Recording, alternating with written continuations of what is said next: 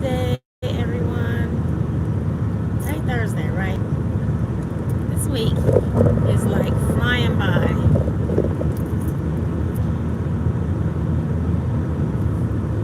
I said I wasn't gonna start my lives with the weather report.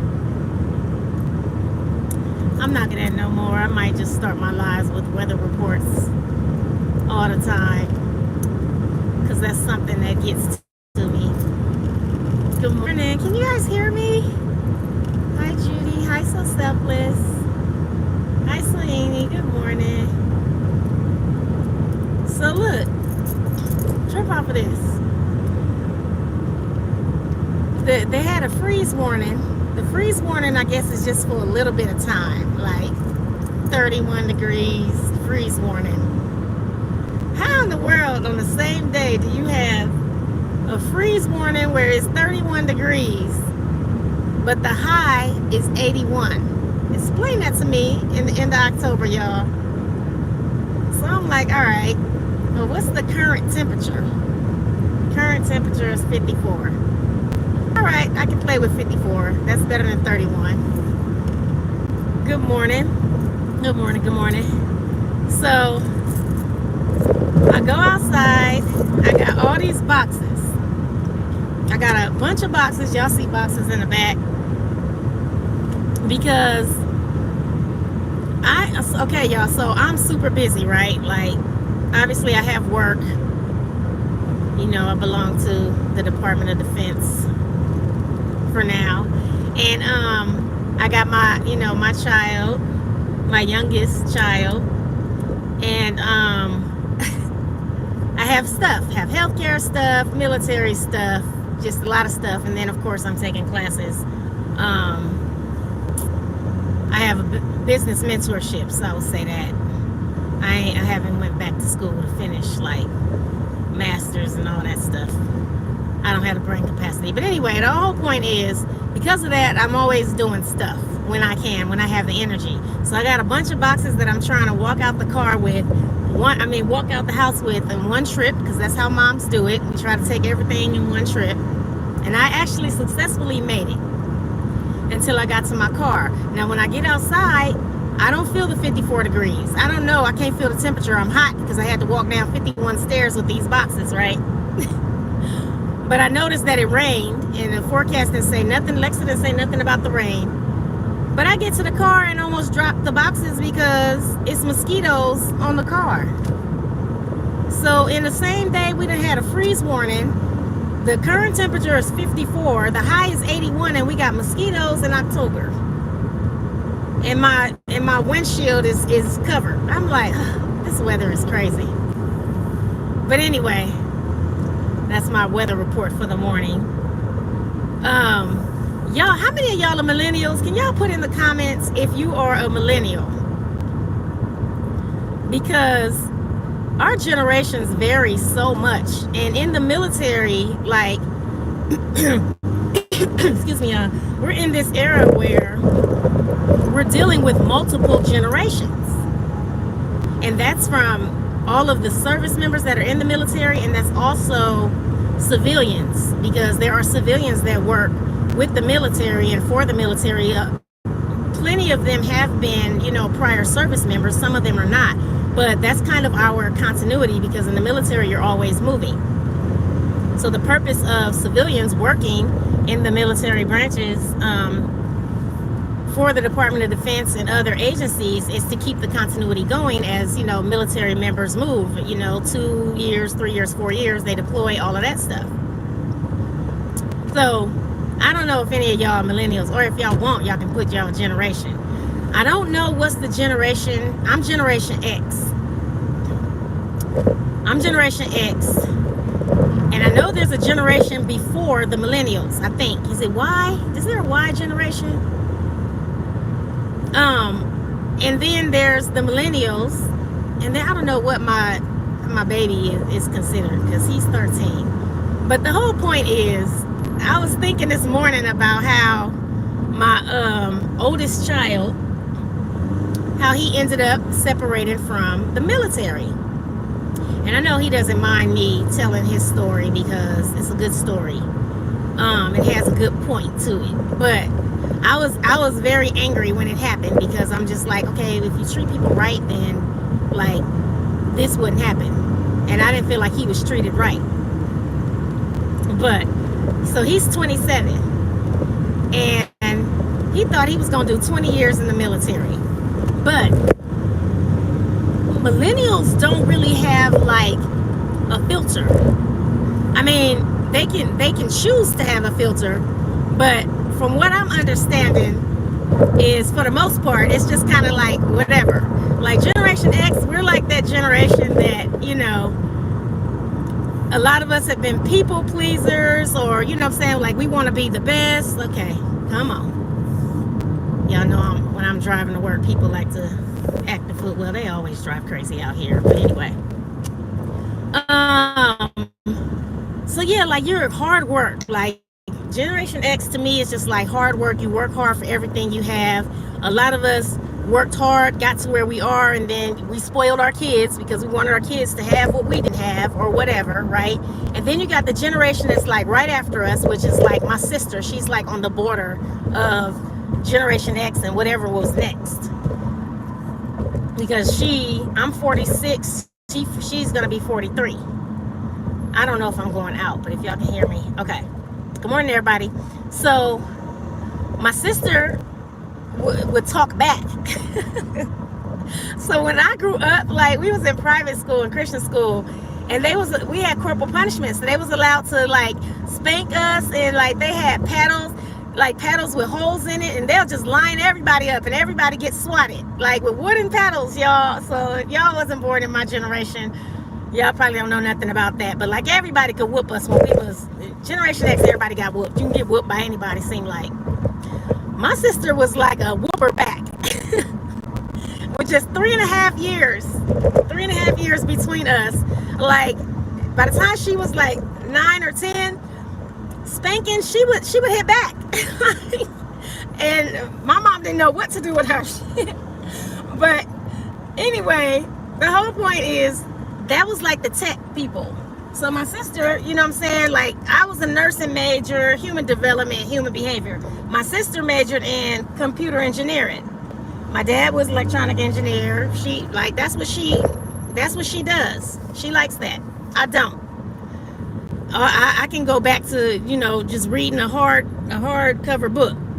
But anyway, and then the next generation or so was kind of weird. That's like my son. He was born 97. That's just like a weird like era, right? And then you have the people like my baby now, that one that asks about everything. Like he needs to know and understand everything. So my son, back to the story, got a couple of scholarships to run track in schools that were out of state. We're from California. He got a track scholarship for, I want to say, Alabama and Texas, and then there was another school in Texas that was like, okay, if you come to Summer Bridge, we'll give you a full ride. He knew that my philosophy was you're going to either go to college or you're going to go to the Air Force, one or the other. And by Air Force, I meant Air National Guard, because I was Air National Guard. So typically, unless you get activated, you're working 1 week in a month and then 3 weeks out of the year. So I took him to my National Guard recruiter, and everybody knew him at my base. And so I could leave him, on his own with one of the senior leaders, which is what I did. And by the time the end of the day came, he told me that he was going active duty. And I'm like, what did y'all do to my baby? Like, y'all taking my baby away from me. I didn't tell him he had to go active duty. He just needs to go Air Force. And so, oh my gosh. Hi, Sandra. Oh, no, I'm going to be 47 the day after Valentine's Day. So, so they convinced him he was going to go active duty. So whatever, now we have to do everything over with the active duty recruiter, because we were already planned everything with the Air National Guard recruiter. So we did that. He eventually went. I told him all of the bases, you don't get to select bases, but you get like a wish list where you get to select, let's say six stateside, 6 states and 6 countries. So I worked with him. I told him, what career field to go into, and what bases to choose, what states and countries to choose. I don't know if we actually went over countries. We didn't. I don't know if we went over countries. But you don't choose that until you're already in San Antonio at Lackland Air Force Base. When you're in boot camp, if you're not a reservist and if you're not Air National Guard, we all go to the same boot camp, but certain things we don't go to, because if you're Air National Guard or a reservist, you're already assigned to a base and you are recruited out of that base to work for them. The way that works. Active duty, you don't find out what base you're going to until you get, to your schoolhouse or whatever after boot camp or, basic training. But they allow you to pick your base, your states. So while he's there, he picks all his states and he picks countries. I don't even think about the country part because I didn't go through that process. I just know that you get a list. So he's supposed to pick all the civil engineering, the states where, really nice civil engineering, units are. And he gets to his school. I go to his graduation. He gets to his schoolhouse. He hasn't even started school. It's like a week or two before he starts school, and he already has his assignment of where he's going to go. I'm like, oh, where you going? And he's like, Osan. I'm like, Korea? Yeah, that was my number 2. That's not what we discussed. So after he got out of his school training, which was like, I don't know, 4 months, 6 months, he came home for about a week or two, and then he went to Korea, and I didn't see him for a whole year because it just so happened to be the year that they really didn't want anybody visiting Korea. But he loved it there, and when he got there, they had an opportunity to select to stay there for 3 years or to stay there for 1. And because he was, only 18, no, he was 19 by that time, and he didn't know any better, he only selected 1, and he ended up having the time of his life. And one of the chiefs tried to get it changed so that he could stay for 3 years, but that didn't happen. Once you're there, you get to select where you want your follow-on location to be. There's certain areas that when you deploy to this remote location where you can't take your family, they give you the option to select certain states that you would like to go to afterwards. Well, he did middle school in Delaware, in Dover, Delaware. So he figured, okay, well, one of my best friends is in Dover, Delaware. I'll pick that, which is one of the most political bases. I don't want to get on it. But he didn't tell me he was going to pick it. And you better believe that's where they sent him, because most people don't want to go there. And when he got there, it started off great. Since he was in Korea, he learned all the different career fields, and he knew how to do a lot of stuff more than just like plumbing and water and fuel systems. He knew how to do all the stuff that the HVAC people were doing. He knew how to do the drywall and all the stuff the structural people were doing, and the construction crew. Like, he knew that career field too, because there's all these different career fields that are all combined within civil engineering. You have the enlisted side and the officer side, which are the actual, engineers. Some of the enlisted are also engineers and just chose to be enlisted, but nevertheless, talented group of people. CE is like the best squadron ever to work for in like the Air Force.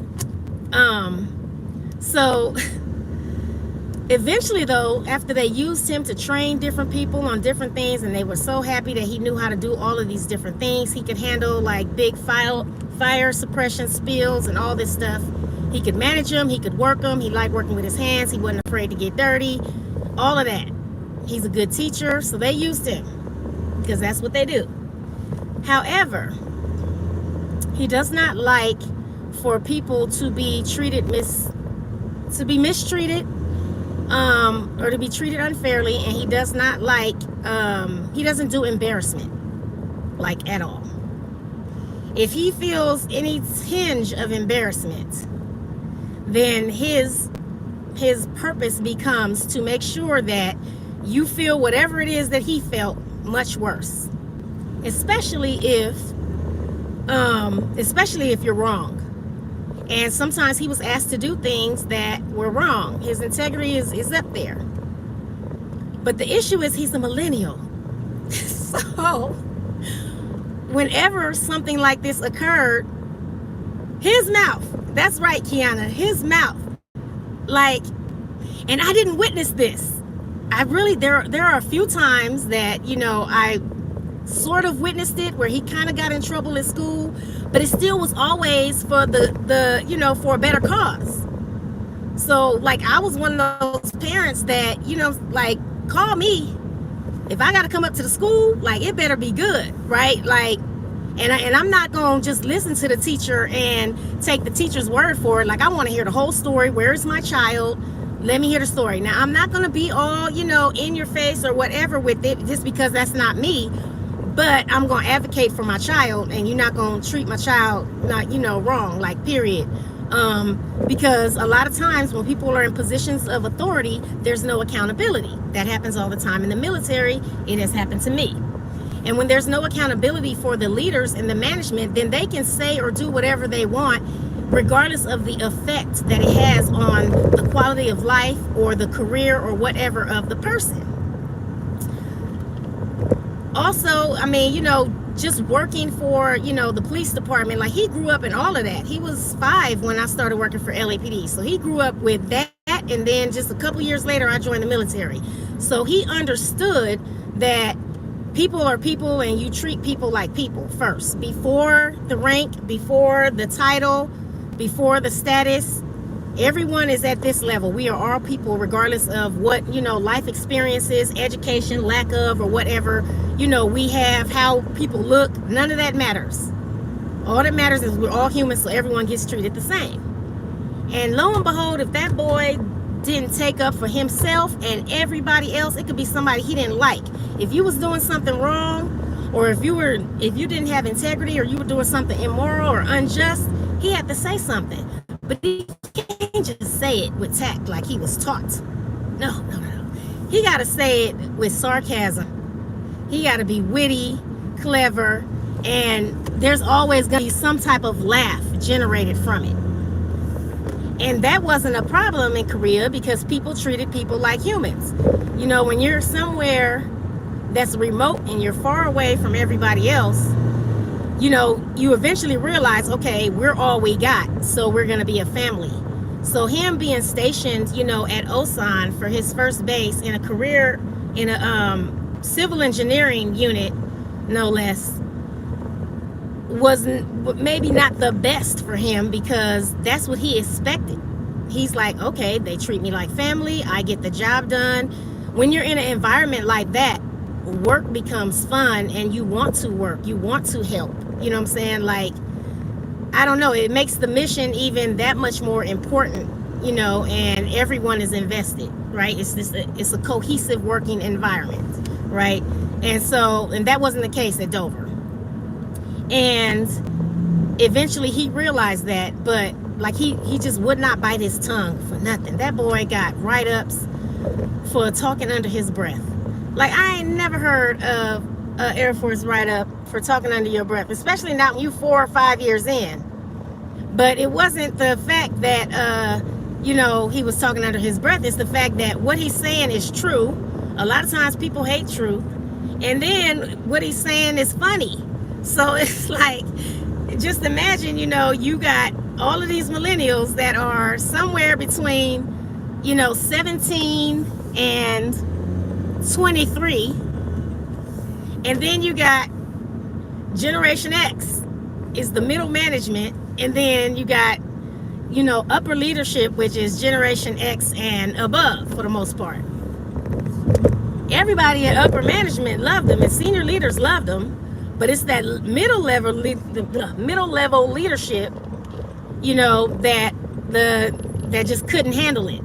It was just like, it was always something, but they didn't want to be told, like, they were wrong. And he had no problem making sure that everyone knew they was wrong, and that they knew that this is the way you're supposed to treat people.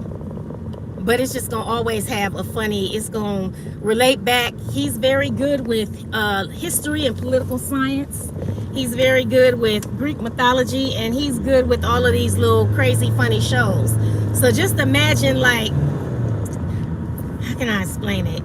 I'm not good at this, but You know, like how people can recite different lines from certain movies and everybody knows that's the movie they're talking about, and they can use that during a certain situation. Like, you know, if you think fast enough, certain things happen or people say things or do things, and it automatically reminds you of a certain movie, and then you say a line from that movie. That is my child. But it's not just that movie. He'll go back to history, 1892, something somebody said, you know, some famous quote, and say it. And it'll be funny for the people that get it, and it'll be disheartening for the ones that don't, or for the ones that he's talking about. You know what I'm saying? But everybody, you know what I'm saying, his folks, his peers are laughing. You know, it was just a mess. So therefore, he got these little inconsistent write-ups. And all the stuff that he did was good. I mean, all the stuff he did that was good was fine, but the write-ups, you know, they use that to create like a paper trail. And then I wouldn't find out about the write-ups until, like, when you get written up in the military, like, you have 3 days to do a rebuttal or an appeal, like to write that you don't agree with it and why. And when you write that you don't agree with it and why, you have to do it like without emotion. I'm an emotional writer. I'm an emotional person. So that's something that I had to adjust and learn how to do from the military standpoint, because I'm gonna tell you what's right, what's wrong, how it made me feel, like the repercussions, how it made me feel or how it made somebody else feel, why, and they don't want to read all that. And, you know, it's too much for them to read all that. They just want the basic facts. What was right, what happened, what was wrong, give me a regulation or something that proves that this is not, you know, moral, or this is not right, or whatever. And they want you to admit to it. If it's something you did, you can admit to what you did. It's a whole little process. I'm not going to talk too much on the process. Sometimes it works. Most of the time it doesn't. So I would find out, I'm in California, and I would find out about these little write-ups and stuff on the last day before it's due to turn it in. And the way my mind works, like, I got to process stuff first. He got that from his father, because that's not me. I'm one of those people that I hear whatever you're saying. I have to process it first. And then I'm trying to figure out, wow, I wonder what was going on in their life that made them, you know, behave that way. Like, why would they lash out at me and say these mean things? They must be hurting. Like, but I'm hurting too. He just gonna nip it in the bud and give you an Archer quote real quick. And you're probably not gonna get it, but you're gonna know that it was somehow offensive, right? But it was true. And he didn't have to use no profanity. None. That probably pissed them off the most, because most of the time the people he was dealing with, that's all they had. You know what I'm saying? And he didn't have to use profanity, even if you were using it, you know, against him, to make his point, and for his point to be valid, and for, you know, him to make sure he was a class clown. But he hit it very well. So yeah, all of that stuff happened. COVID happened. His whole entire shop got COVID. He got it last. And after and he's an extrovert, which I'm not. So greatest gift we could have gotten from such a sad situation was the ability to telework. Can't telework. So yeah, he basically begged, public health would call to make sure you didn't have a cough, make sure you didn't have a cough, make sure you didn't have a fever, and that he didn't pass the mock fitness test, and they used that and all their little talks under your breath paperwork to separate him early. But what was so ironic is that he separated early, took off a few months. By that time, I was out here. So I was teleworking from his house in Delaware, the house he rented in Delaware. And then once they put us back on regular work, I was in Maryland, and he came out to Maryland. And he applied for a civil engineering job in Maryland. through USA Jobs. If you guys don't know about USA Jobs, it's where civilians and service members and veterans can apply for government jobs. It's a very lengthy process, but once you actually get through the system, then it's not so, it's not so bad. You get your interview and you can apply for a whole bunch of jobs that way that are, high paying. So he applied through USA Jobs. I paid like $500 for somebody to do his resume. It was a referral from one of my chiefs. So that person took all of his military records, all of his training, and did his resume. And then he submitted that resume in USA Jobs. And within a week or two, he got a phone call from the Civil Engineering Squadron, and they hired him without an interview. Like, called him and asked him when can he start. So then he worked 2 years in the Air Force, for the Air Force, but he no longer had to wear the uniform. But he still got to see all of his friends and stuff that was from Korea and other bases that he had met. So it ended up working out. He was like the youngest civilian working in CE. So obviously his work ethic and his job, that wasn't an issue.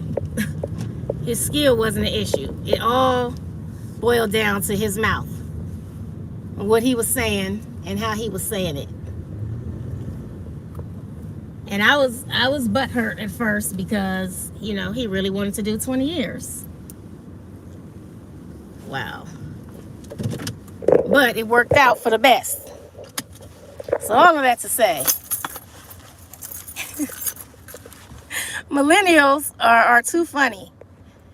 And sometimes they come off, oh my gosh. Hi, y'all. Hi, Terry. Hi, Young Vern. Hi, Creative Living Terry. We got two Terrys. Sandra Clark. Alfred, all things with a K. Hey. Hi, Laura. Hi, Melissa. Good morning. Hi, Sophia. Good morning, All Occasion Gifts. Cats Crafts Green Eyes. Hi. Good morning. Hi, Alicia. Hi, Pamela. Hi, Vonnie. I know I was just ranting this morning, but I just thought my son has said some funny stuff. Good morning, Nessa. Hey, Vonnie. Hi, Lisa. Hi, Rochelle. Ooh, y'all up. Hi, Marie. Oh, my gosh, Marie, I need to call you. I'm so sorry. I meant to call you. Hi, Divine Creations. Hi, Nicole. How are you? Good morning, Tasha. I missed somebody. Who did I miss? Who did I miss? DHI Customs, Divine Hands Inspiration. Good morning. And good morning to Terry Boyd. Good morning, Vanita. Kimberly. I don't know. I feel like I missed somebody. I don't know. But if I missed y'all, know that I love y'all. I was laughing to myself. I probably didn't have enough time to go live and tell y'all the whole story or whatever. But I was laughing to myself because my son always be having me cracking up. And he always has stories like to tell me to remind me like he was always this person. I just didn't really see it. Batul. Good morning. So he would remind me of when I had to pick him up early from middle school because of something or whatever and how I handled it. Y'all work ethic gets y'all up early. Very good. I'm about to walk in at 9 o'clock. All right, y'all. I hope all of you guys have a good day. I'll probably sneak on here in a little bit. But y'all have a good day. And I will talk to y'all later. Just be happy it's Thursday. Today, Tell the Truth Thursday. That's what it was. I was like, oh, I'm going to do a Tell the Truth Thursday. And I'm going to talk about my son and his relationship with the military. Like, the military and millennials, it's a different situation. Like, it ain't we just telling them, what to do. They need to know why, how, and make sure it lines up with their values. And we got to have the military values, so it's something else. But God made us all different. Hey, Sandra. Oh, your other phone died. I'm sorry. I'm getting off now. I'm at work. But I just wanted to say hi to all of y'all. Wait, what happened? Oh, no, Nicole. Okay, I'll be praying for you. Oh my gosh, I went through that in 2020, and it took me like six months to recover. So I pray that your recovery is much shorter, that you have a speedy recovery, and that you are able to breathe clearly and walk and exercise without, having all that restraint. I just hope that you feel better. Oh, you'll be live at 10. Okay, I will talk to y'all later. Bye.